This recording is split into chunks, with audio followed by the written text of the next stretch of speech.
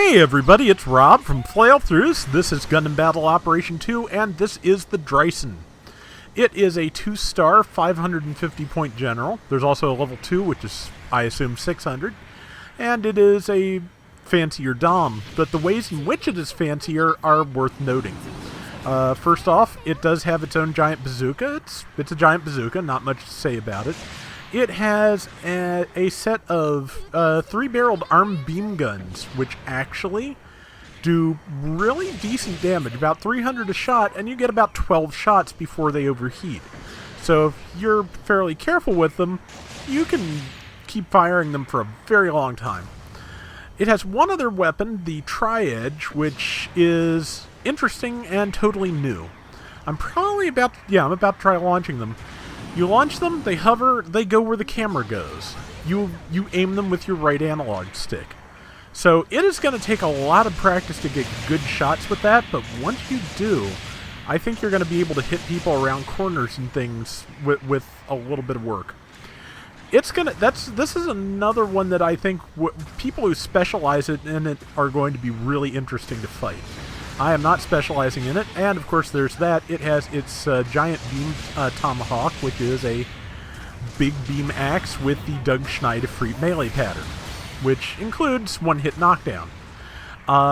You can only, just like the high maneuver Dom, you can only swing it once. So you have to hope you can land that one shot, basically. Unlike the high maneuver Dom, if you knock somebody down with it, you generally have time to land a second swing, especially if you don't go for the big swing both times. But it's decent. And it's a general, as I said, which a general with that weapon, well, for one thing, it's going to be an anti-raid expert. Amazed that Rick Diaz really made good use of its dodge roll there to get out of my way. I almost had it knocked down, but it managed to get around me, so I'm going to fight it. Okay, bazooka's ready. Nice thing about it knocking me down actually was the fact that that gave me time to have my bazooka reload. Dreissen also has maneuver armor, also forced injectors, all the good stuff, a dodge roll, yeah, all that, all the regular equipment that you see on most high-end mobile suits at this point. So, yeah, you can do a lot of good things with it. Again, it does also have melee combo controller level 1. That does not do you any good with the Tomahawk, but you can equip a Heat Saber instead if you really want to. I'm not sure why you'd want to. But I keep hitting that Arjarja from miles off, which it's a fun feeling, just being able to, bullseye one of those. It doesn't happen every time, but it happens often enough to be enjoyable. And I am taking some hits here. Yeah, I have signaled for help and help has come, which is great. And I got myself in a little bit of trouble, but now I'm going to move back up on something, like this person right here, and tried to tackle him. It also has enhanced tackle level 4, which has a 95% boost to tackle damage, so it does like double the standard tackle damage. Yeah, got that zero Shiki. And I'm about to die, but I'm going to try. I wanted to try something. It might have worked, it might not have. I wanted to see if I could steer my Tri-Edges to kill the person capturing B, or D, rather. Did not work, but I want to experiment with that more in the future. And yeah, we're doing fairly well, partly because we did bomb the base early in. Also, just because things are going relatively smoothly so far. There's 4 minutes left, and the enemy is making up pretty good points. We're a little bit spread out, which happens. Just have to find good opportunities. There's a Gerbera Tetra. That's a good opportunity, because I have type advantage on it and all kinds of ways to hurt it. But I only needed one of them. There's that Rick Diaz again. I'm just going to hit it with beams until I can't. And seared right into my bazooka shot, and I got it knocked down, and 1, 2. I did land both pieces of damage, got in just under the wire, and also I am about to time the iframes about right, and there we go. And more beams in the back. I'm trying to take out the legs, honestly. Did not hit with the Tri-Edge, because I didn't aim my camera sharply enough, but and used my tackle just so I could get the kill, since I did, I did just about all the work on that one. I really wanted to get that kill.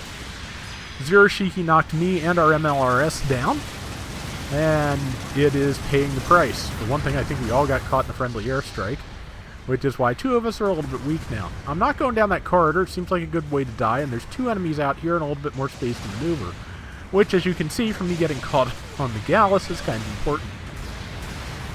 Stunned the Mark II. Gerbera went right past me, missed my big chop.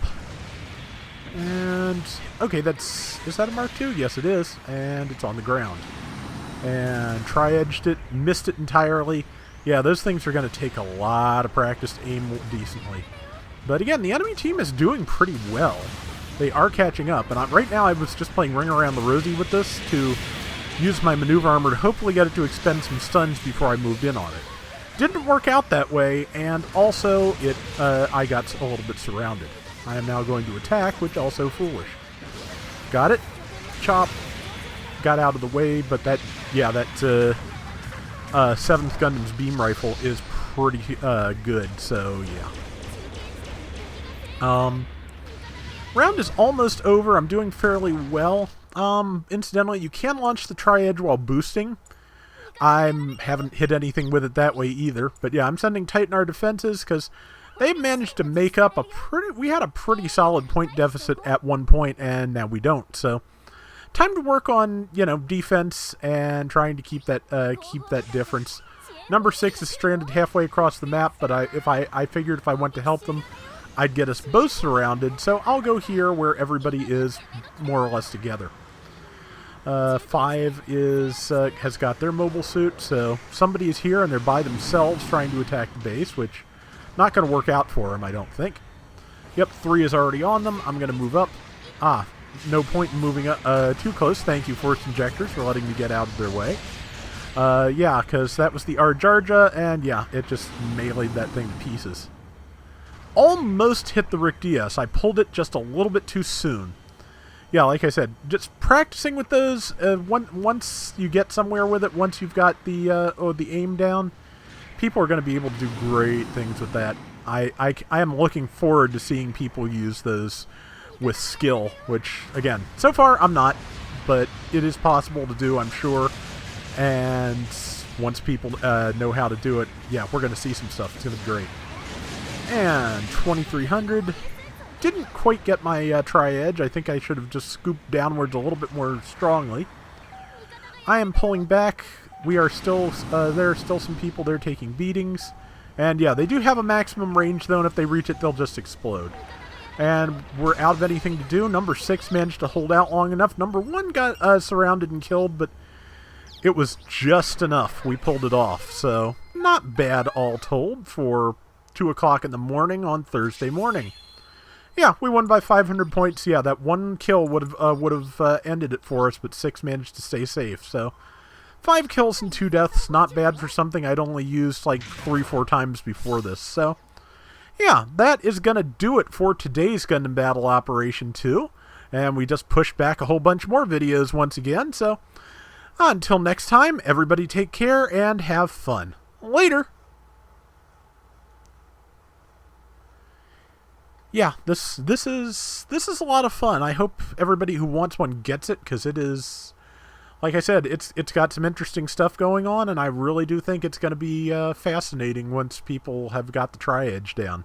I have a feeling it's going to be a tremendous hindrance at 550 once people have got that down. So, looking forward to seeing that.